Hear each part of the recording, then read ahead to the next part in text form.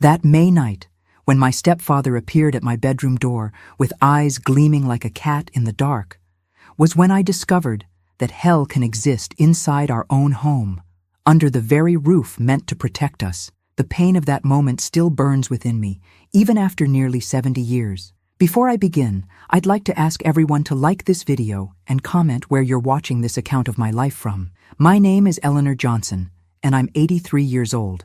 The young folks around here in Riverdale, a small town in rural Pennsylvania, know me as the crochet grandma, the one who sells colorful doilies at the Sunday farmer's market and always has homemade apple butter saved for other people's grandchildren. If you look closely at my wrinkled face, you'll see an elderly lady with an easy smile, hands trembling with age, and eyes that carry stories few could bear to hear to the end. I was born in an era when women didn't have much of a voice, in a town so small it barely appeared on maps. Our house stood at the edge of town, almost touching the dirt road that led to the city. It was a simple wooden house with a small front porch, a vegetable garden in the back, and an enormous oak tree that every autumn exploded into such beautiful colors that people came from miles around just to see it and take pictures. My father, Robert, worked for the railroad. He was a good man of few words who came home with the smell of smoke and rust impregnated in his clothes. I have few memories of him. The most vivid is of him lifting me onto his shoulders so I could touch the leaves of the oak tree. I must have been about 5 at the time.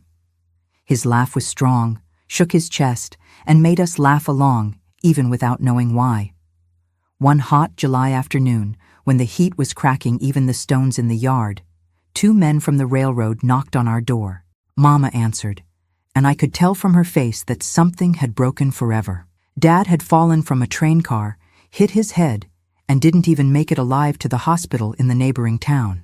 He was buried that same day in a simple wooden coffin that the company paid for out of appreciation for services rendered. Mama became disoriented, like a bird that flies into a window and becomes dizzy, not knowing where to fly. She stared into nothing, answered with incomplete words, forgot food on the stove. I was 7 years old, and my brother Tommy was only 4. We didn't really understand the magnitude of that pain. We only knew that Daddy had gone to heaven, and that now it was just the 3 of us against the world. The months that followed were of hardship. The little money the company gave as compensation soon ran out. Mama started taking in washing, cleaning houses for the wealthier folks in town, selling cornbread at the church door on Sundays. Even so, the money was never enough. There were days when dinner was just thin grits with salt, and Mama would say she wasn't hungry, so there would be more for us. I began helping as best I could. I'd go along to the houses where she cleaned, learning to tidy up and take care of clothes. I had to grow up before my time. Tommy, poor thing, always had a cough, a deep cough that no herbal tea could cure. The town doctor said it was weakness in the lungs and prescribed an expensive syrup that we rarely could afford. It was during this time that Arnold entered our lives. He owned the general store where Mama bought on credit when we had food to eat.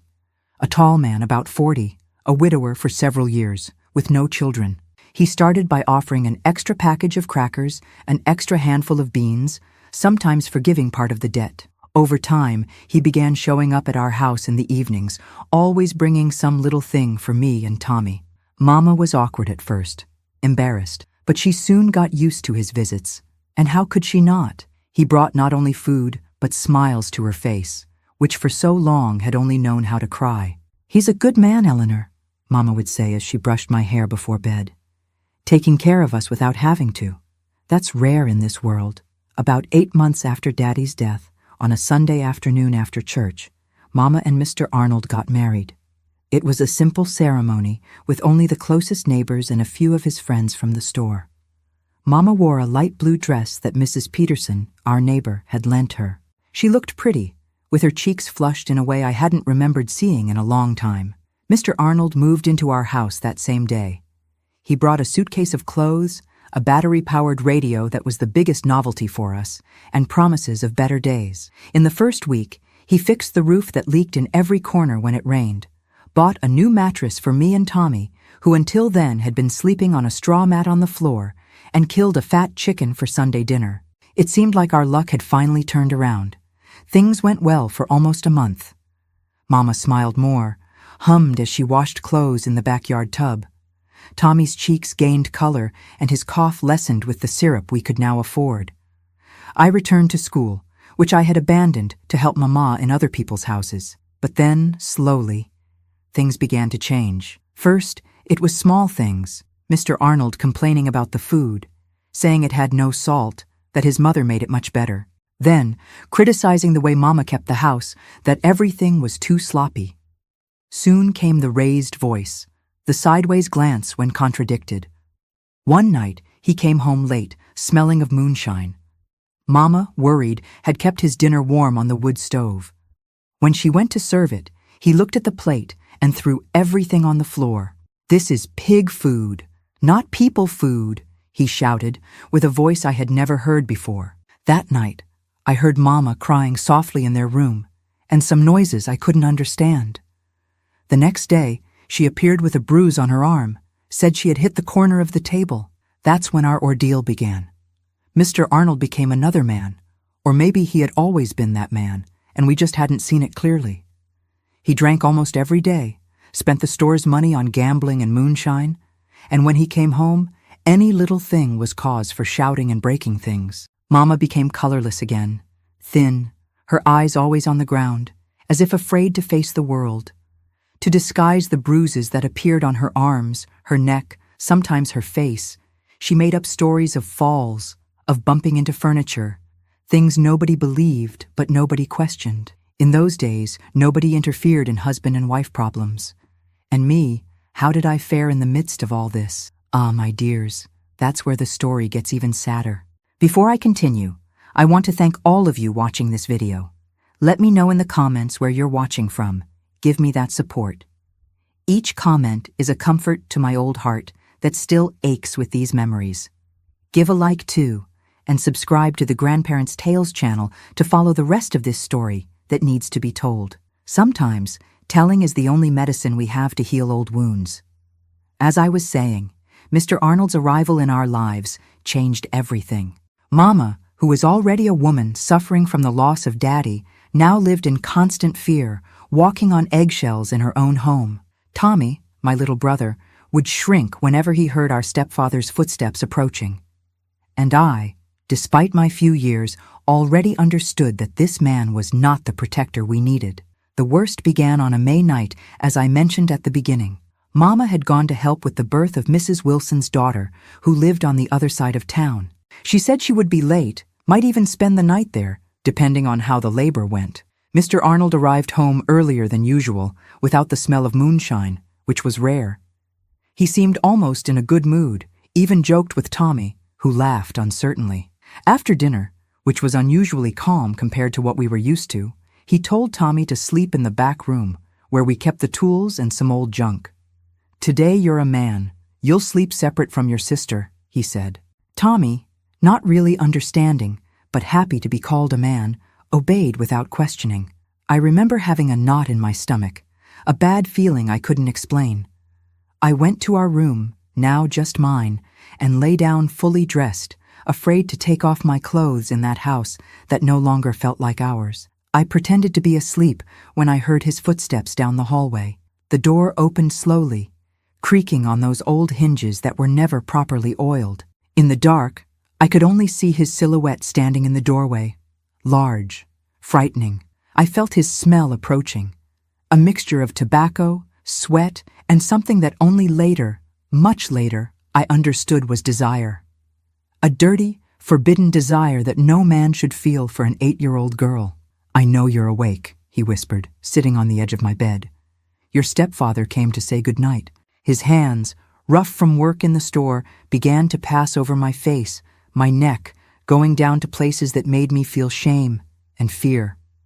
I closed my eyes tightly, praying all the prayers Mama had taught me, begging for some saint or angel to come save me.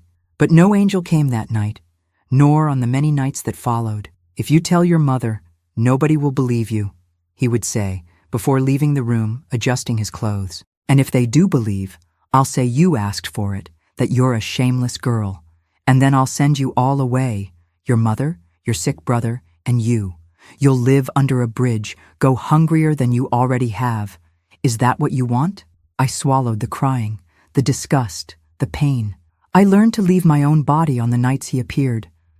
I pretended I was somewhere else, playing under the oak tree with Daddy still alive, or swimming in the creek with the other girls from school. It was as if I floated above that bed, watching everything happen to someone else, not to me. At school, I became increasingly quiet, more withdrawn. The teacher, Miss Margaret, even called Mama in to talk, concerned about my behavior. She was such a lively, participative girl, she said. Now she seems to always be far away, with her head in the clouds. Mama heard everything silently, promised to talk to me, but never did. I think she herself was too busy surviving her own hell to notice mine. The months dragged on. Each night was a lottery. Would he come? Would I be able to sleep in peace today? Sometimes, when Mama was home, he behaved, acted like a normal stepfather. Other times, not even her presence prevented it. He would make up excuses to call me outside, to the shed, or wait until she fell into a deep sleep, exhausted from the hard work. I started having problems that a girl that age shouldn't have. Pains I couldn't explain. Bleeding sometimes. I didn't tell anyone. I was dying of shame. I washed my clothes in secret, buried the rags I used to stop the bleeding in a corner of the yard, away from curious eyes. My only confidant was Molly, a patched-up rag doll that had been Mama's when she was little. At night, when I managed to be alone, I would tell her everything that was happening, cry hugging that soft body of rags, the only one that seemed to understand my pain without judging. Time passed, and with it, my childhood was gone, swallowed by that secret too heavy for a girl to carry.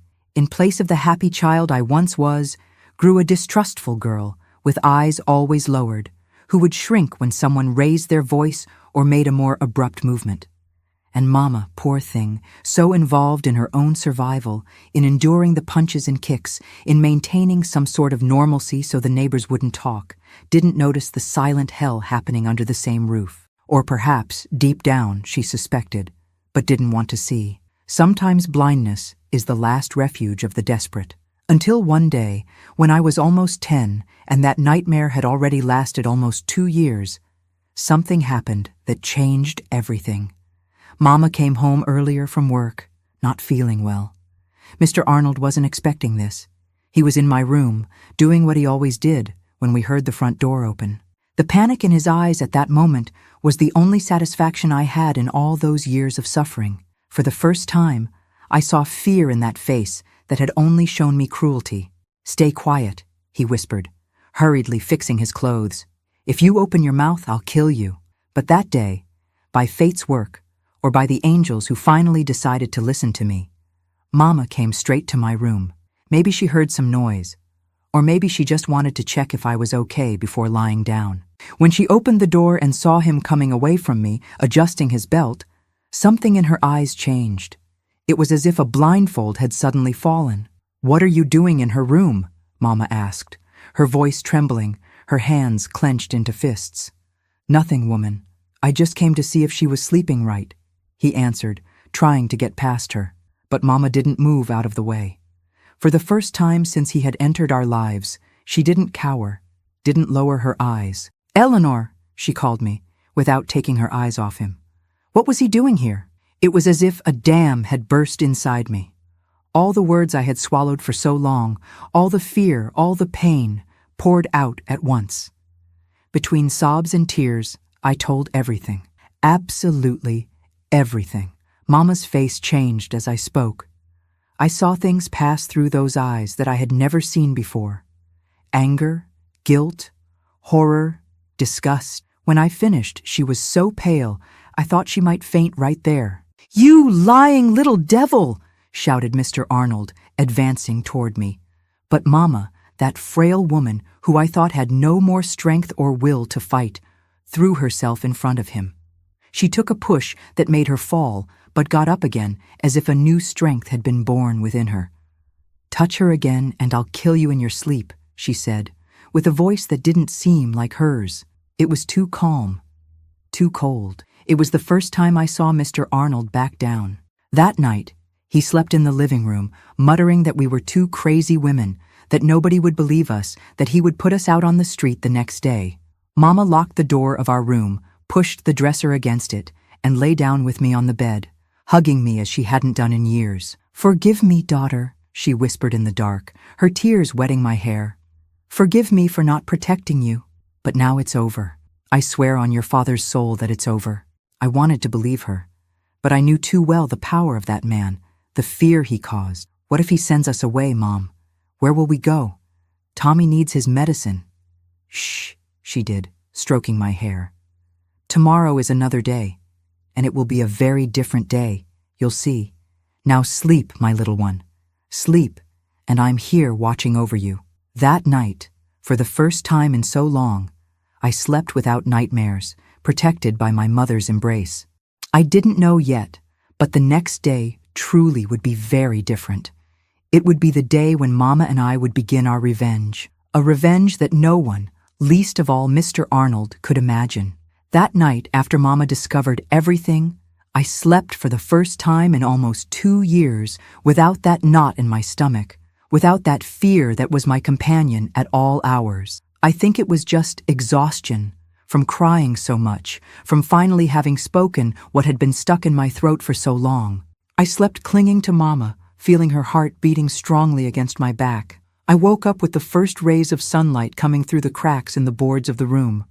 Mama was already up, dressed, her hair pulled back in a firm bun that she only wore on special days. She had a different expression on her face, a calmness I had never seen before. It wasn't the calmness of fear, of someone who lowers their head so as not to be hit more. It was something else, a calmness of someone who has made a decision and won't go back. "Get up, Eleanor," she said softly. "Go wash up and put on the blue dress, the one you wear to church. Today is an important day." I obeyed without asking questions. In those days, children didn't question adult orders, especially from their own mother. As I washed with the cold water from the basin, I heard noises in the kitchen. Mama seemed to be preparing a more elaborate breakfast than usual. The smell of strong coffee mixed with something sweet, maybe pancakes or cornbread. When I got to the kitchen, I was surprised.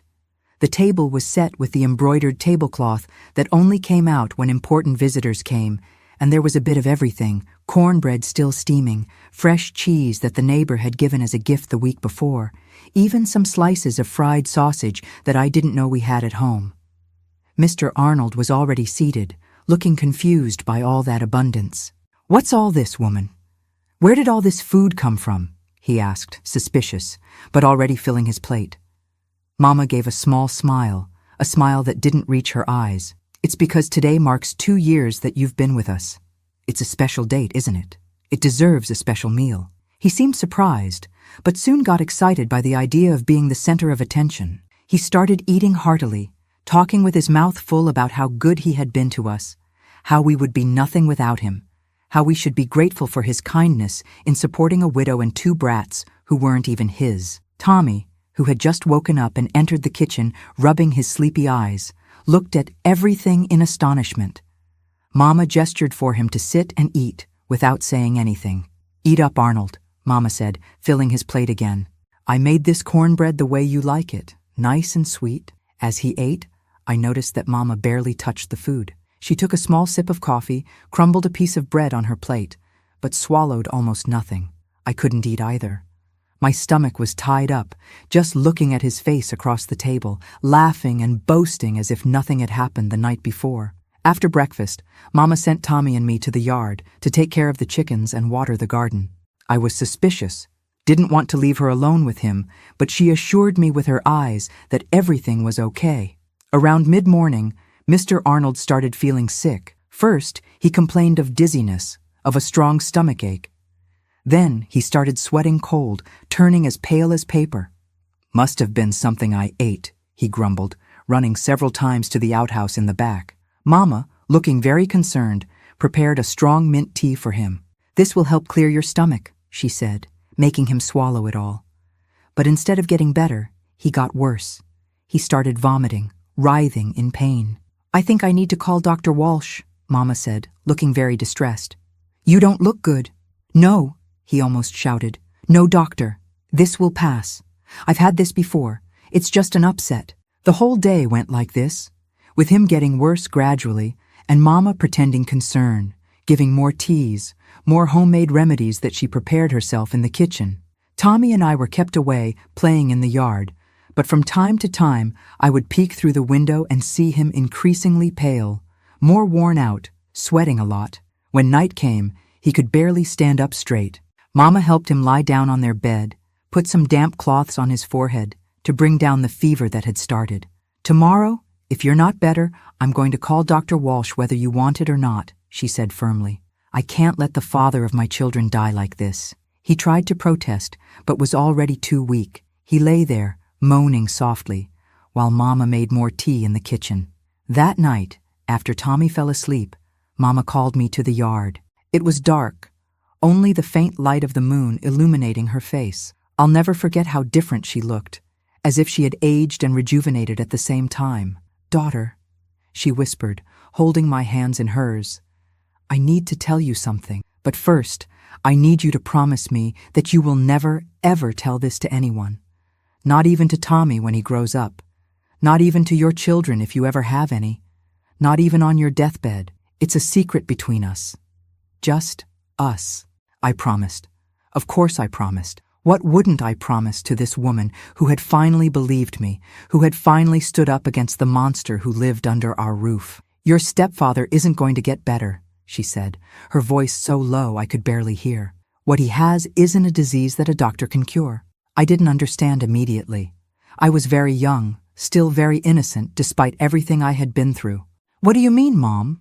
Remember that time the big rat appeared in the pantry and ate all our corn? Remember what your stepfather used to kill it?" Then I understood. He had used rat poison, a very strong poison that killed any animal that ate it instantly. It was a white powder, similar to sugar, that he kept well out of our reach. "Did you?" I began to ask, my eyes wide with shock. "Don't speak, daughter. The less you know, the better for you. I just need you to understand one thing. Tomorrow, when dawn breaks, your stepfather won't wake up anymore. And then we'll have to cry a lot, pretend to be desperate. I'll tell the sheriff that he had been complaining of chest pains for a long time, that it must have been his heart. You and Tommy don't say anything. Just cry. Understand?" I nodded, unable to speak. A part of me was horrified by what Mama had done, or was doing. Another part, a darker part that I didn't even know existed within me, felt a relief so great it almost suffocated me. "He deserves it, daughter," Mama continued, as if guessing my thoughts. "For what he did to you, for what he did to me. None of us deserved to live in this hell, and there was no other way. If we ran away, he would come after us. If I reported him, who would believe me against him, the respected shopkeeper in town? If he went to jail, one day he would get out and come back for revenge. No, daughter, some weeds we have to pull out by the root." We went back inside the house. Mr. Arnold was in bed, yellower than a candle, breathing with difficulty. Mama sent me to sleep with Tommy in the back room. "Tomorrow will be a difficult day," she said, giving me a kiss on the forehead. "You'll need to be strong." And it was indeed a difficult day. We woke up to Mama's scream coming from her room. When we ran there, she was bent over Mr. Arnold's already stiff body, crying as I had never seen her cry before. She cried so convincingly that even I, who knew everything, doubted for a second. The neighbors came running with the noise. Soon, the house was full of people. Someone went to call the sheriff, another Dr. Walsh. The doctor arrived first, examined the body, and declared that it had been a massive heart attack. With his age and drinking the way he drank, he was a ticking time bomb, he told Mama, who continued crying inconsolably.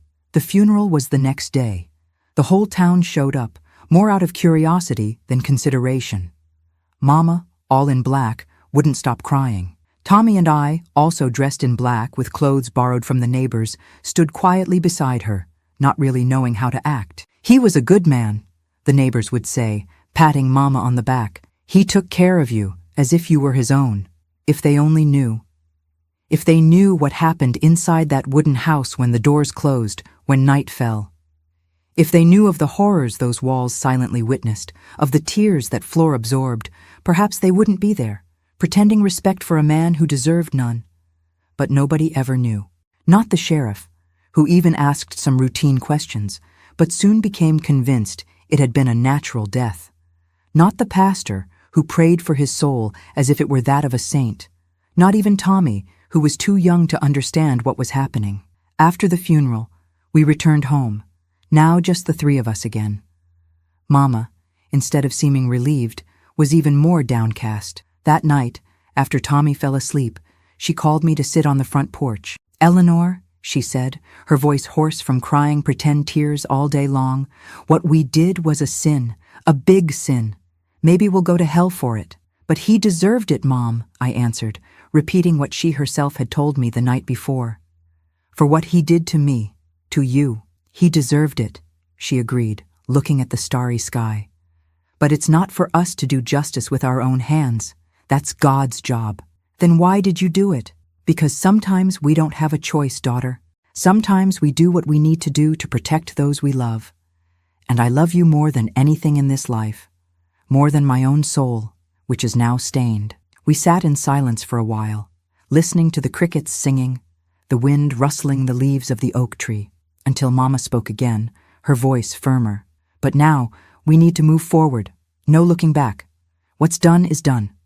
We'll work hard, rebuild our life, just the three of us. No one will ever hurt you again, daughter. Never again.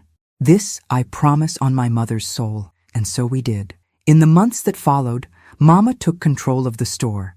The men in town thought she wouldn't be able to handle it, that she would soon have to sell everything or find another husband. But she surprised them.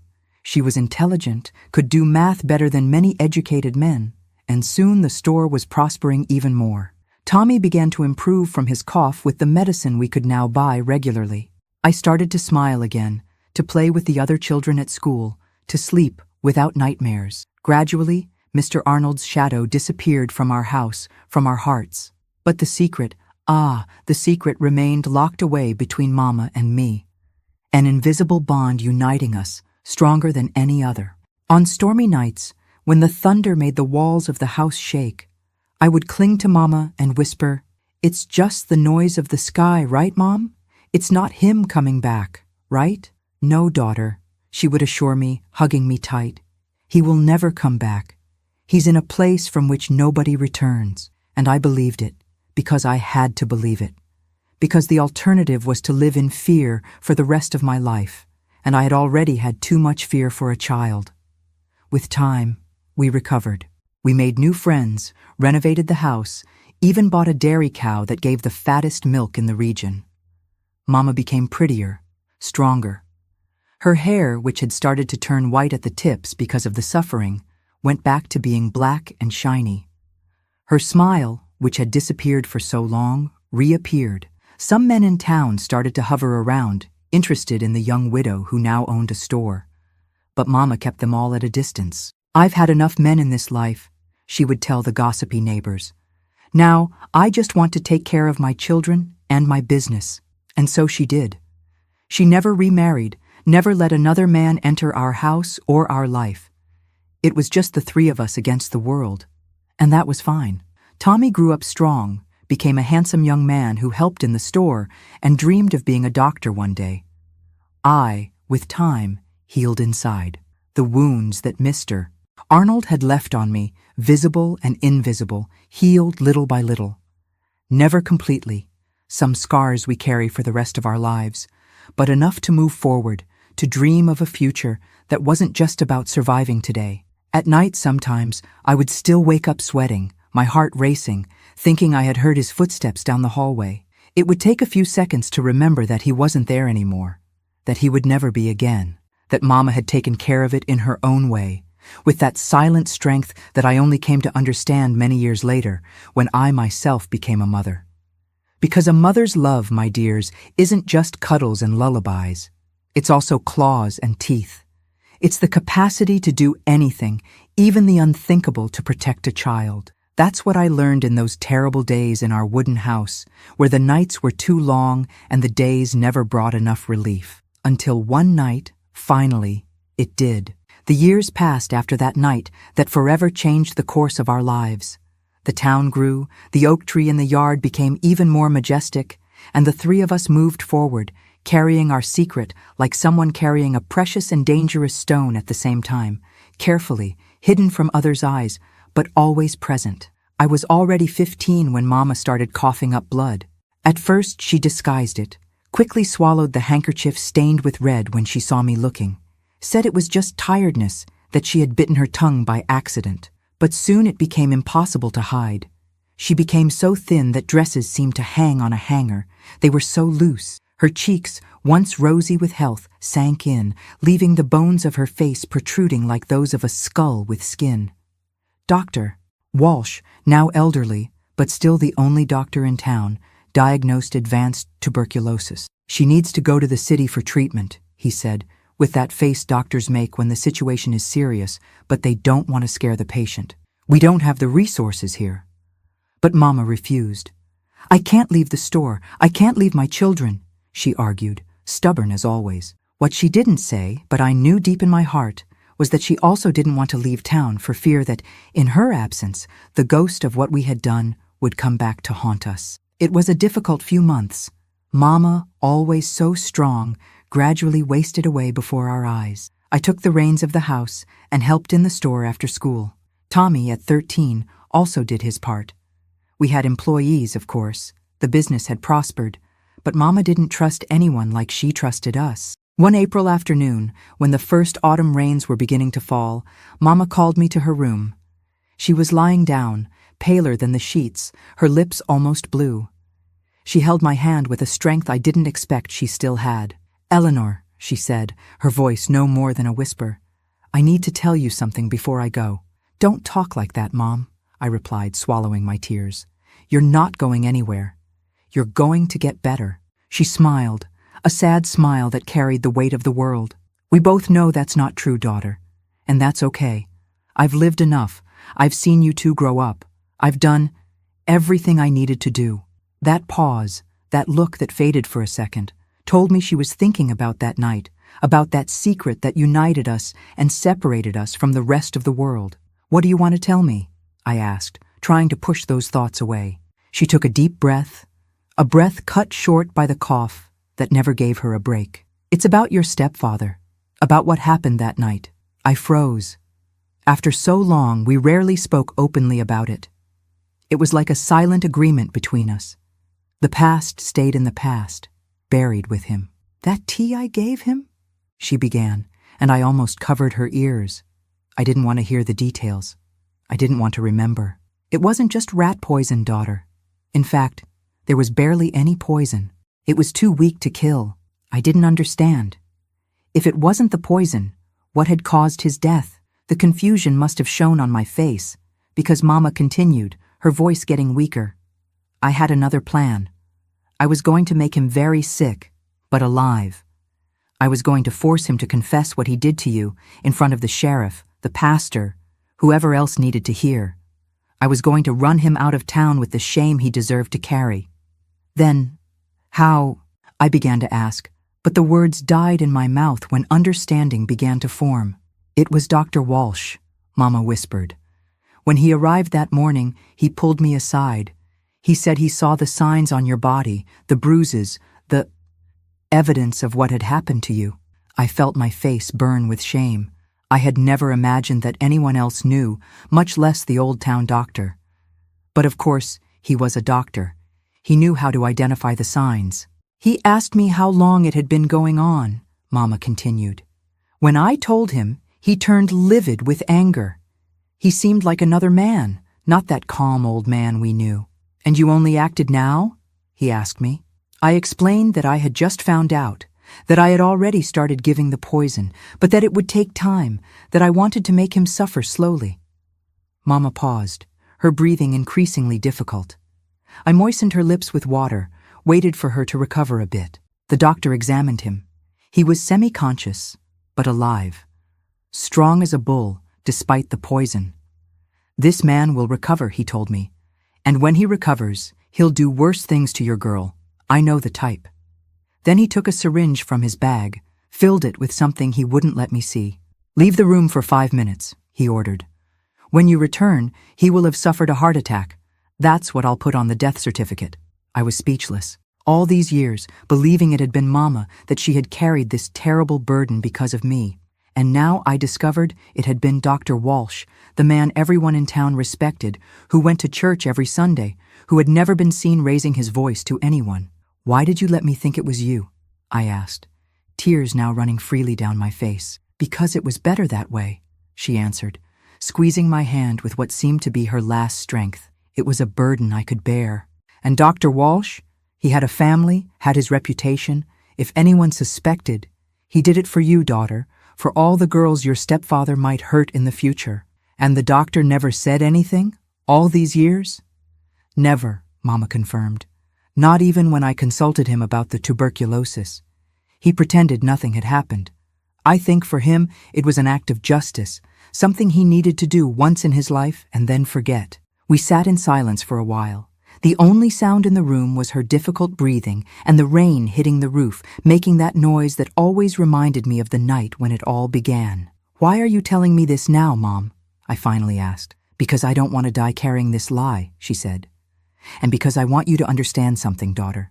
The world is full of monsters, like your stepfather. But it's also full of good people, willing to do the right thing, like Dr. Walsh. We just need to have the courage to ask for help when we need it." That night, Mama got worse. Her fever rose so high that she was delirious, calling for my father, sometimes even for my stepfather, as if reliving old fights. We called Dr. Walsh, but he could do little besides giving morphine to ease the pain. I looked at him differently that night. He was no longer just the town doctor, the kind old man who gave candy to children after appointments. He was the man who had avenged my honor, who had ended my nightmare, who had done what the law itself wouldn't have had the courage to do. Mama died at dawn, holding my hand and Tommy's. Her last words were a request for forgiveness, not for the death of my stepfather, but for not having protected me earlier, for not having seen the signs when they were right in front of her. The funeral was large. The whole town attended. Mama was respected, beloved, the honest shopkeeper who had raised 2 children alone after the tragic death of her husband. No one, except me and Dr. Walsh, knew the complete truth about who she really was. A woman who had failed to protect her daughter, but who had done everything to correct her mistake. After the funeral, Dr. Walsh called me aside. He looked even older than the night before, as if my mother's death had stolen years of his life. "Your mother told you, didn't she?" he asked, without preamble. I nodded, unable to look him in the eye. "Don't feel bad about her, girl," he said, his voice tired. "She was a good woman who did the best she could. And as for me, well, I'm already old. If God wants to hold me accountable for that night, so be it. I don't regret it. Thank you," was all I could say. He nodded once, solemnly, and walked away. It was the last time we talked about it. With Mama's death, everything changed again. I was 15, Tommy 13. We were orphans, but the law said we were too young to take care of ourselves and a business. The judge from the neighboring county determined that we should live with a distant aunt in another town, and that the store should be sold. The money would be kept until we turned 21. It was like losing everything for the second time. First Dad, then Mama, and now our home, our livelihood, our history in the town where we had grown up. But I was no longer that frightened girl who hid under the bed. I had learned from Mama to fight for what was mine. On the eve of our departure, I visited Dr. Walsh at his home. He received me on the porch, surprised by my late-night visit. "Doctor," I began, my voice firmer than I expected.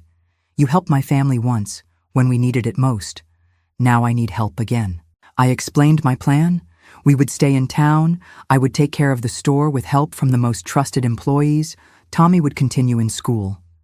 I just needed him, as a respected person in the community, to intervene with the judge, to guarantee that we were capable, that we didn't need the guardianship of distant relatives we didn't even know.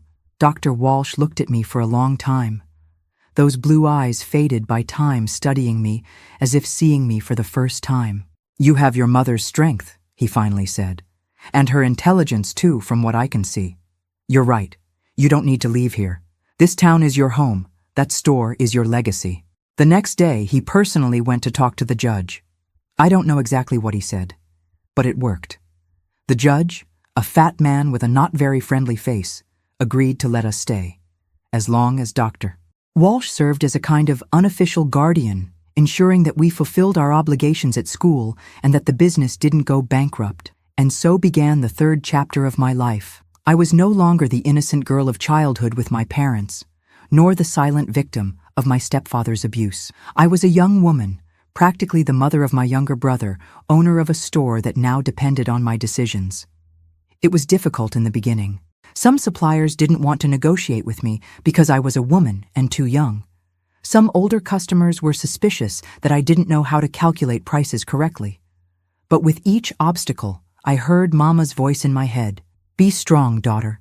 Show what you're made of. With time, I earned the respect that my work deserved. The store not only survived, but prospered in my hands. I installed the first cash register in town. We expanded the inventory. We even started supplying neighboring towns. Tommy, following in Mama's footsteps, had a natural talent for numbers and for dealing with people. And Dr. Walsh, true to his promise, supported us in everything. He came to dinner with us at least once a week, asked about school, about the business, gave advice when we asked, respected our space when we didn't ask. He became the father figure I never really had. Not in my real father, whom I barely remembered, nor in the monster who had been my stepfather. He was gentle as his manner suggested, but firm when necessary. And about that night, about what he had done for us, we never spoke again.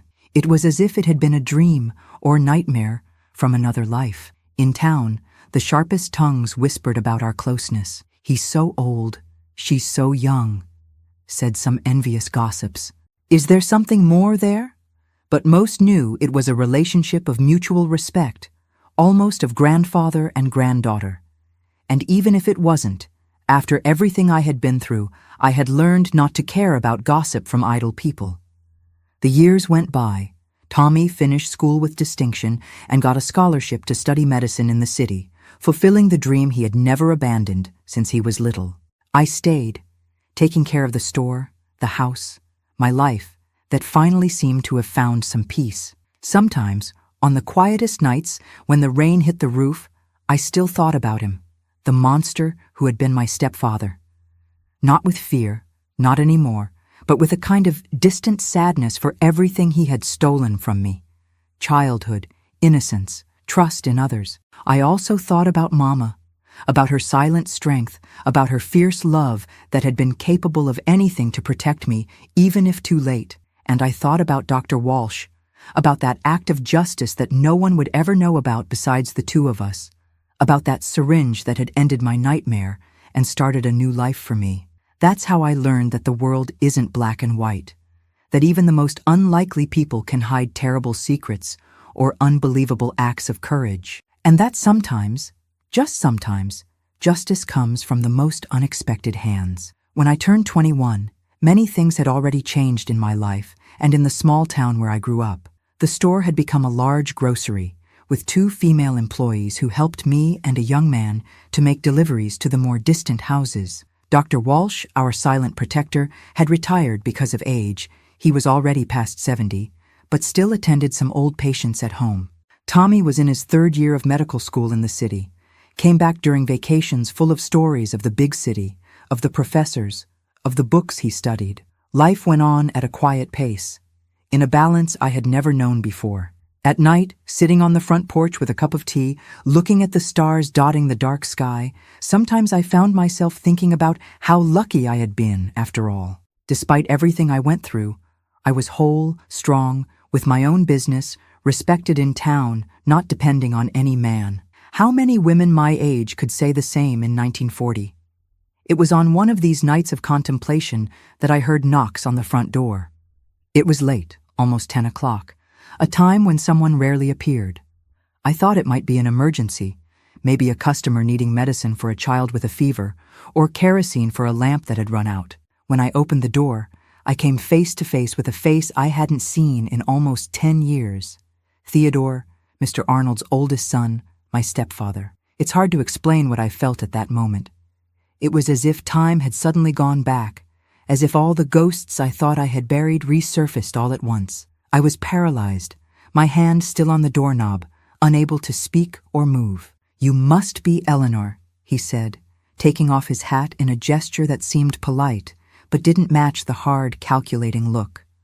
"Daughter of Mrs. Sarah, who married my father." I swallowed hard, finally finding my voice. "Yes, I am.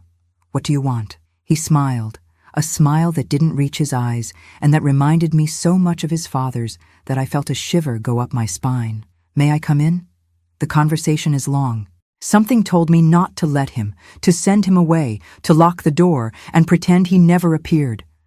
But I also knew that sooner or later we would have to have this conversation. Better that it be on my terms, in my house, where I felt safe. "Come in," I said, leaving the door open and returning to the living room, making sure to always stay near the exit, with enough space between us. Theodore entered, looking around with curiosity, evaluating the house that had once been his father's, now transformed by my taste. I had repainted the walls, replaced the old furniture with nicer ones, hung new curtains on the windows.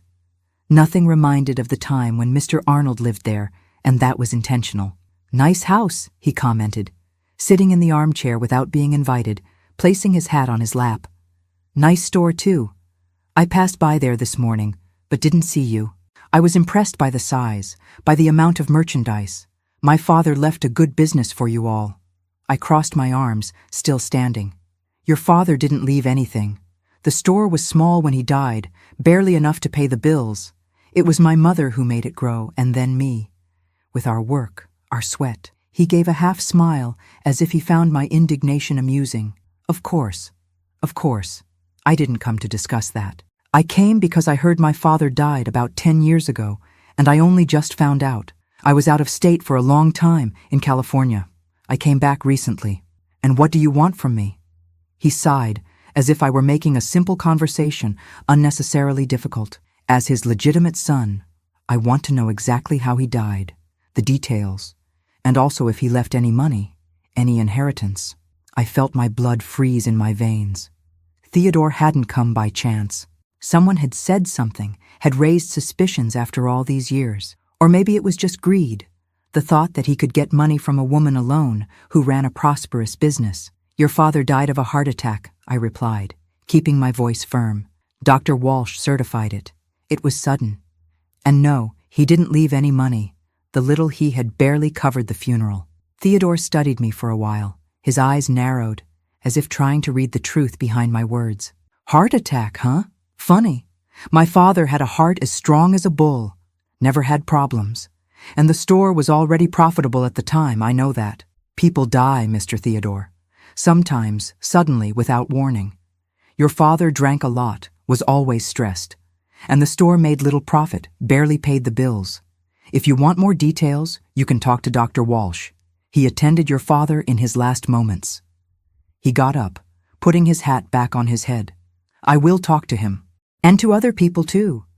You know, miss, when a man dies suddenly, leaving a young and beautiful widow like your mother was, people talk.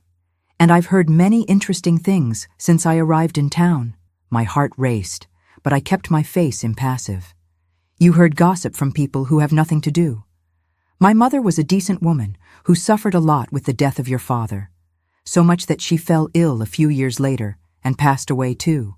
"Oh, she died too?" he asked, raising his eyebrows in a surprise that didn't seem genuine. "What a pity. I would have liked to talk to her too." "If you have nothing else to say, it's getting late," I said, indicating the door. He walked slowly to the exit, but before leaving, turned one last time. "We haven't finished this conversation, Miss Eleanor. I'm sure you know more than you're saying.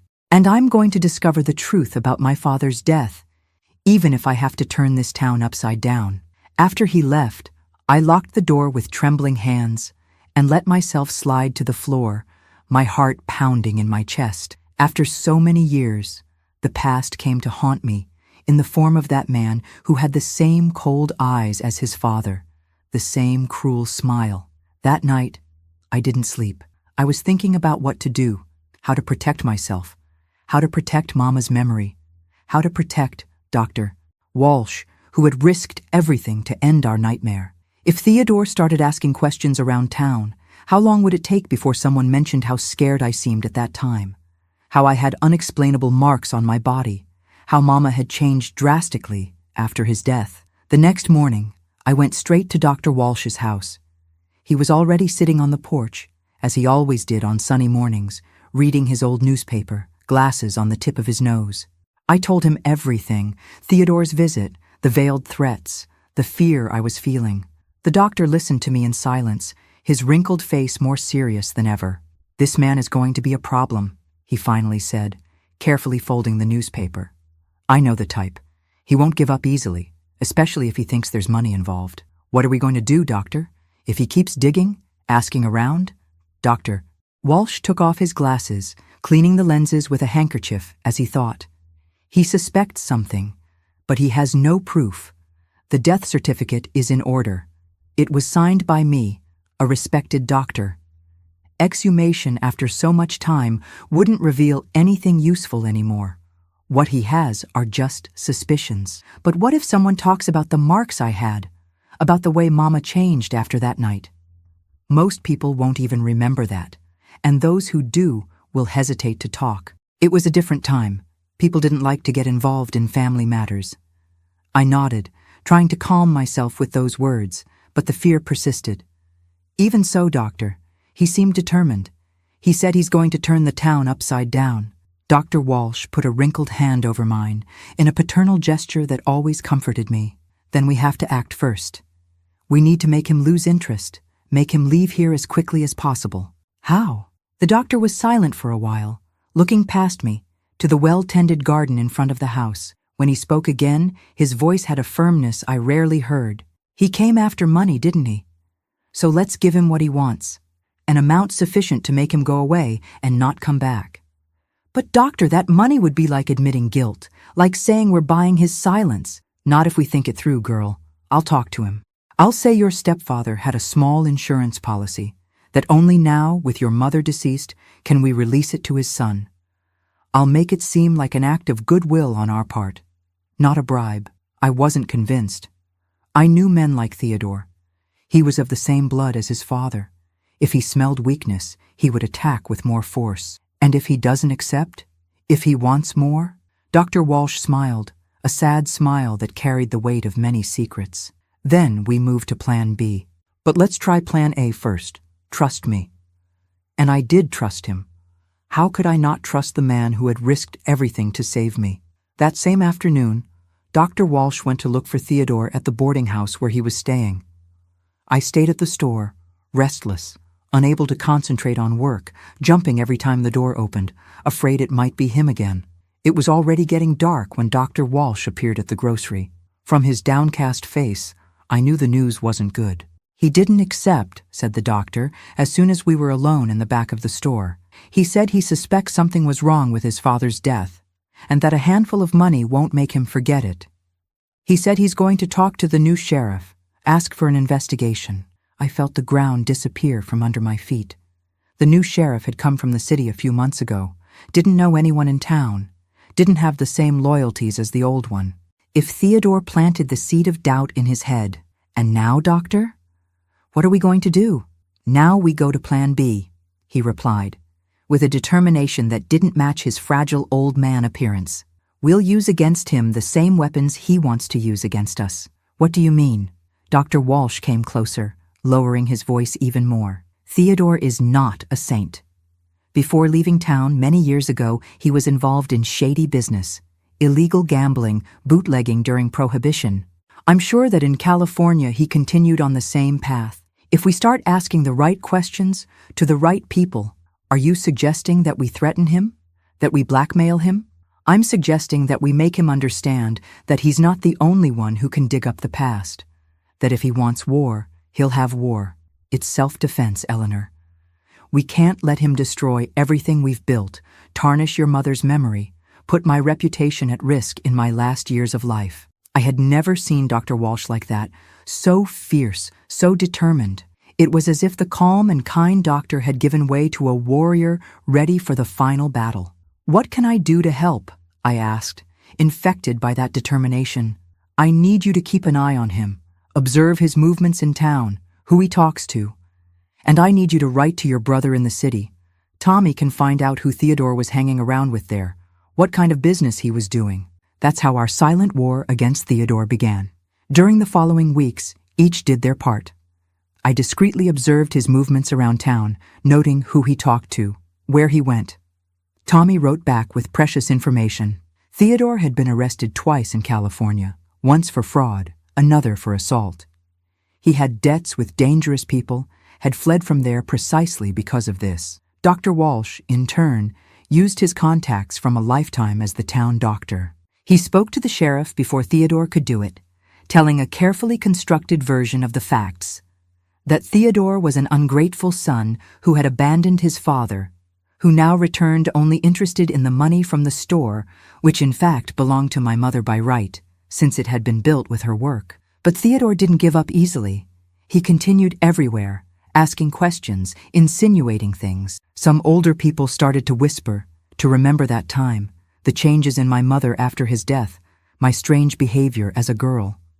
That's when Dr. Walsh decided it was time to use our most powerful weapon.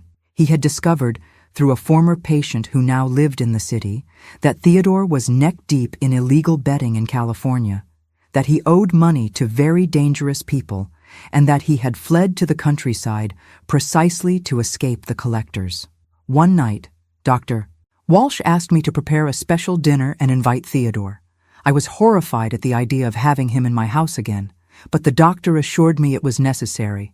"We'll do as your mother did once," he said, with a significant look that made me understand immediately. "A special dinner to show our goodwill." My blood froze. "Are you suggesting that—" "No, girl, of course not," he hastened to clarify. "We are not murderers, but we can use history to our advantage. The power of suggestion is sometimes more powerful than any poison." And so, with my heart in my hand, I prepared that dinner and sent the invitation to Theodore at the boarding house. To my surprise, he promptly accepted. That night, I put the same embroidered tablecloth that Mama had used so many years ago.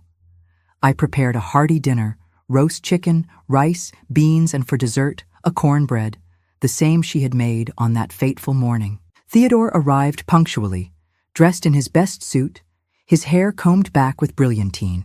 He seemed pleased with himself, as if he had already won some battle I was unaware of. Dr. Walsh arrived shortly after, elegant in his old but well-preserved suit, bringing a bottle of wine. The dinner began tense, with superficial conversations about the weather, about how the town had changed. But soon, Theodore went straight to the point. "So, you invited me to dinner. Should I understand that you're ready to tell me the truth about my father's death?" Dr. Walsh smiled calmly, serving more wine for everyone. "The truth, Mr. Theodore, is exactly what's on the death certificate. Your father died of a heart attack. What we wanted to discuss is why you're so obstinate about digging up the past." Theodore gave a dry laugh. "I think you both know very well why. My father owned that store. When he died, it was worth much more than you admit. And there's something strange about this whole story. The way he died so suddenly, how his widow took control of everything. Your father beat my mother," I cut in, unable to contain myself anymore. "Beat her almost every day. He was a violent, cruel man. And as for the store, it was almost bankrupt when she took over. It was her work that made it prosper." Theodore looked at me with contempt. "Is that what she told you? And you believed it? My father was a hard man, yes, but honest. Hard-working. Built that store from nothing." "Your father was much more than a hard man," said Dr. Walsh, carefully placing his fork beside his plate. "He was sick, did things no decent man would do." Theodore narrowed his eyes. "What kind of things?" Dr. Walsh looked at me, as if asking permission. I nodded slightly. "Your father abused Eleanor, a girl of just 8 years old at the time, did horrible things to her, things no child should go through. Her mother discovered too late, when the damage was already done." Theodore's face turned red, then white. For a moment, I thought he was going to deny it, shout, "Accuse us of lying." But then something strange happened. He lowered his eyes, fixing them on the plate in front of him. "He did the same thing to me and my sister," he said, his voice so low I could barely hear. "That's why I ran away from home at 15. That's why I never came back." The silence that followed was dense, laden with old pain, with secrets finally revealed. I looked at Dr. Walsh, who seemed as surprised as I was. "Then why are you here?" I finally asked. "Why are you trying to dig all this up? Why threaten us?" Theodore raised his face, and I saw there were tears in his eyes. Genuine tears, not fake ones. "Because I need the money. I'm in trouble in California. I owe dangerous people. If I don't pay, I'm a dead man. I thought if I threatened you with an investigation, if I pretended I believed you had killed my father, you would give me money to go away." It was as if a huge weight had been lifted from my shoulders. He wasn't really interested in the truth. He didn't care about his father. He just wanted money to save his own skin. "How much do you owe?" asked Dr. Walsh, pragmatic as always. Theodore mentioned an amount that made me choke. It was a lot of money, more than we had available at the moment. "We don't have that much," I admitted. "The store is doing well, but we reinvest almost everything. To get that amount, I would have to sell part of the business or take out a big loan." Theodore looked devastated. "Then I'm lost. They gave me a month. 3 weeks have already passed." It was Dr. Walsh who found the solution. "I have savings," he said. "I have no children, no one to leave it to. I can lend half the amount. The other half, Eleanor can get with a smaller loan from the bank, using the store as collateral." I looked at him, amazed at the generosity. "But doctor, you worked your whole life for that money. And what am I going to do with it at my age? Buy another suit to be buried in?" he joked, that kind smile returning to his face. "Besides, I see this as a way to finally close this chapter of our lives, to bury Arnold's ghost once and for all." At the end of that night, we had an agreement. We would give the money to Theodore, in exchange for the promise that he would never return, never mention the suspicions about his father's death, never disturb our peace again. 3 days later, with the money in hand, he left town, returning to California to settle his debts. Before leaving, he came to say goodbye to me and Dr. Walsh. He was different, less arrogant, with a shadow in his eyes that I knew well, the shadow that remains when you carry secrets too heavy. "I'm sorry for what my father did to you," he said, seeming sincere for the first time since he had appeared at my door. "Nobody deserves to go through that." "Nobody? Neither do you," I replied, surprising myself with the compassion I felt for that man who, a few days ago, I considered an enemy. After he left, I could finally breathe in peace again. The past, which had threatened to resurface and destroy everything we had built, was going back to where it should be, in the past. That night, sitting on the porch with Dr. Walsh, looking at the stars as we had done so many times, I felt an immense gratitude for that man who had been more of a father to me than any other. "Thank you," I said simply, holding his wrinkled hand between mine. He smiled, that wise smile that had guided me for so many years. "The sweetest revenge, Eleanor, isn't made of poison or violence. It's made of peace, of a life well lived despite everything. You and your mother achieved that. You won." And I knew he was right. The sweetest revenge hadn't been my stepfather's death, but what came after. The life I managed to build, the business I made prosper, the person I became despite the scars. That was the true victory. That was the true revenge. The years pass more quickly when we get older. It seems that time, which used to drag like a snail on a rainy day, now runs like a river after a storm. I feel this every day when I look in the mirror and see this lady with white hair, hands wrinkled like crumpled bread paper, looking back at me with eyes that carry 83 years of stories. After Theodore left our lives, taking with him the last threats from the past, I could finally breathe in peace. The store, which became a grocery and then a small market, prospered even more.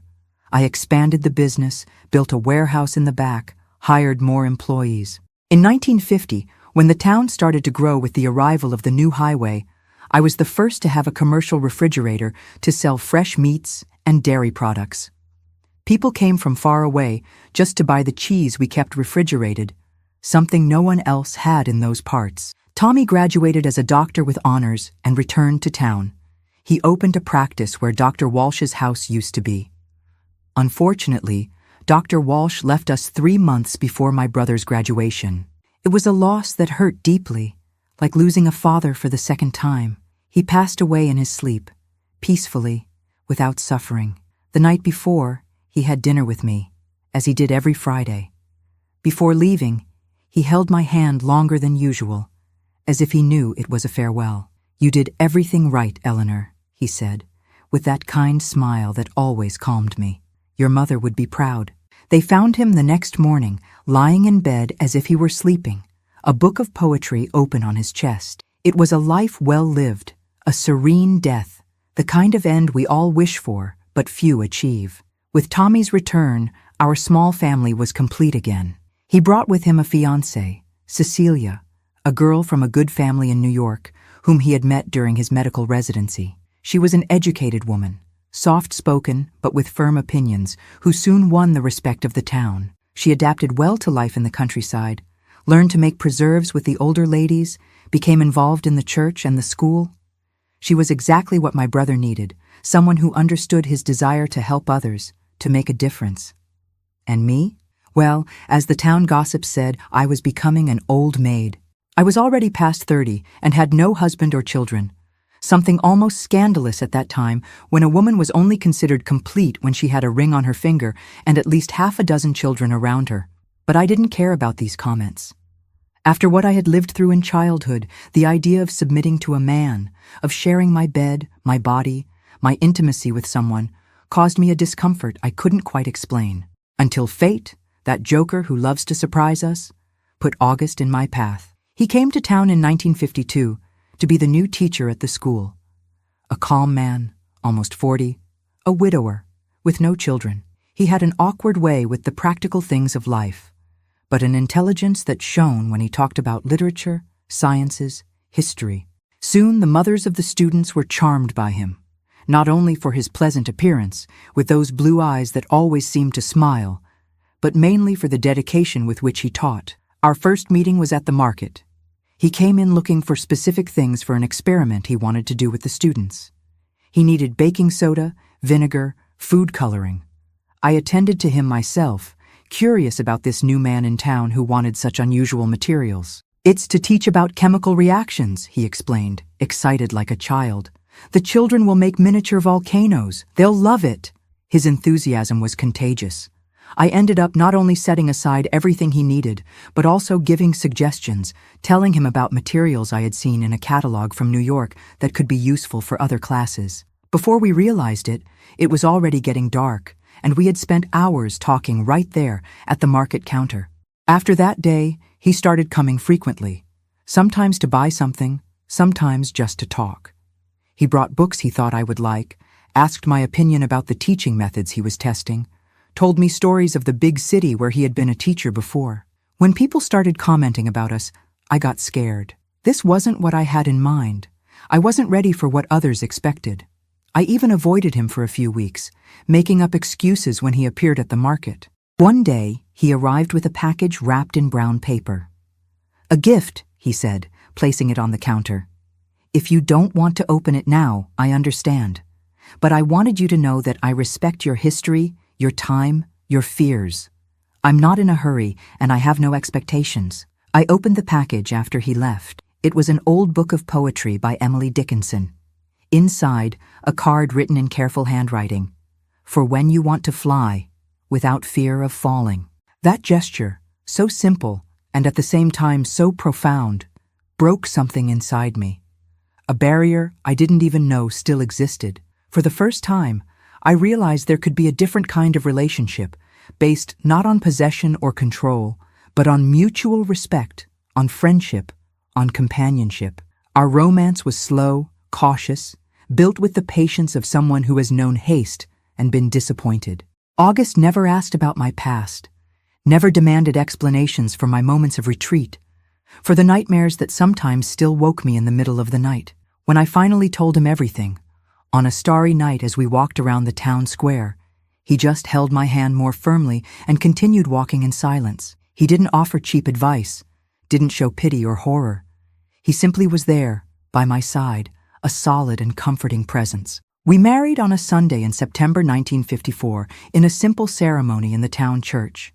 I was 37, he 42, an age when many had already given up on love, when people called us lost causes. But for us, it was just the beginning. We didn't have biological children. Maybe because of the scars I carried. Maybe because of the time it took us to find each other. But 2 years after the marriage, we welcomed into our home 2 orphaned sisters. Mary, 8 years old, and Louise, 6. Their mother had died in childbirth with a 3rd child, who also didn't survive. The father, desperate with the loss and unable to care for the girls, left them with an elderly aunt and disappeared. When the aunt also passed away, the little ones were left with no one. It was August who found them, crying at the school door on a rainy day. Nobody wanted to take in both. One mouth was already hard to feed, let alone 2. He brought them home that same night, soaked, with their few belongings wrapped in a burlap sack. "Just until we find a solution," he said, but deep down, we both already knew what that solution would be. The girls brought a joy to our house that I didn't even know was missing. Mary, serious and responsible as I had been at her age. Louise, mischievous and full of questions like Tommy.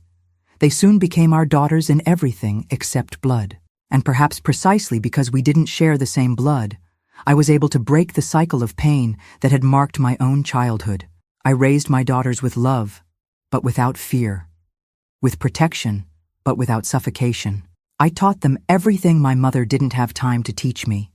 To defend themselves, to recognize danger, to never, ever stay silent in the face of injustice, especially if that injustice was being committed against themselves. The years went by. The girls grew up, went to study in the city as they had dreamed. Mary became a teacher like her adoptive father. Louise followed into medicine like her Uncle Tommy. Both returned to town after graduating, determined to give back everything they had received. August and I grew old together, watching our small town transform, seeing the store that was once small turn into a chain with 3 branches in neighboring towns. We saw grandchildren arrive, 5 in all, 3 from Mary, 2 from Louise, and we filled them with love and stories. August left us 7 years ago at 85, after pneumonia that not even the care of his doctor brother-in-law could cure. He departed as he lived, peaceful, serene, thinking more of others than of himself. His last words were for me, "Thank you for teaching me to fly without fear of falling." Now, at 83, when I look back, I see a life that wasn't always easy, but that was worth every day. I see scars, yes, but also flowers that grew from those same wounds. I see losses, but also immeasurable gains.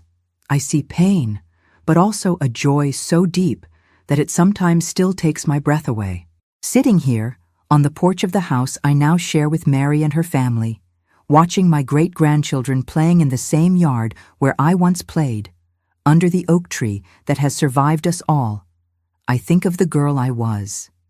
That frightened child, hidden in the dark, carrying a secret too heavy for her small shoulders. I wish I could go back in time and hug her, tell her everything will be okay, that the pain will pass one day, that she will know true love, that she will have a family she loves, a job she's proud of, a full life despite everything. But since I can't do that, I do the second best thing. I tell my story. I tell it so that other girls and boys who are going through what I went through know they are not alone, that there is hope after the storm, that it's possible to rebuild life from the ashes, brick by brick, day by day. I also tell it so that the adults around these children are alert, as my mother wasn't for so long, so they see the signs, the changes in behavior, the fear in the eyes, and act before it's too late. And I tell it to remember that even in the worst situations, when everything seems lost, there can be a Dr. Walsh somewhere, someone willing to do whatever it takes to protect the innocent, to ensure justice is done, even in ways that the law books don't recognize. My story isn't pretty, isn't easy to hear, but it's true, it's honest, and maybe, just maybe, it can help someone who needs to hear exactly this today. If you've made it this far, I want to thank you from the bottom of my heart. It's not easy to listen to stories like mine, stories that speak of pain, of abuses, of injustices committed against the most defenseless. But by listening, you're already doing more than many did for me when I was a child. Please leave your comment down below. Tell me where you're watching this video from, what you felt when hearing my story. Each comment is like a virtual hug for this old lady here. Each message shows me that I'm not alone anymore with my ghosts. Give a like too. Share with someone you think needs to hear this. This story might be the extended hand that someone is desperately needing to save themselves. And subscribe to the Grandparents' Tales channel so you don't miss any of the stories we share here. Real stories of overcoming, of ordinary people who faced the extraordinary and survived to tell about it. Thank you for listening to me, for respecting my tears, my silences, my pain, and especially, thank you for helping me transform all this into something that maybe, just maybe, can make some difference in this world. God bless you and your family. And if you're going through difficult times now, remember, the darkest night also ends. The sun always rises again. I am living proof of that.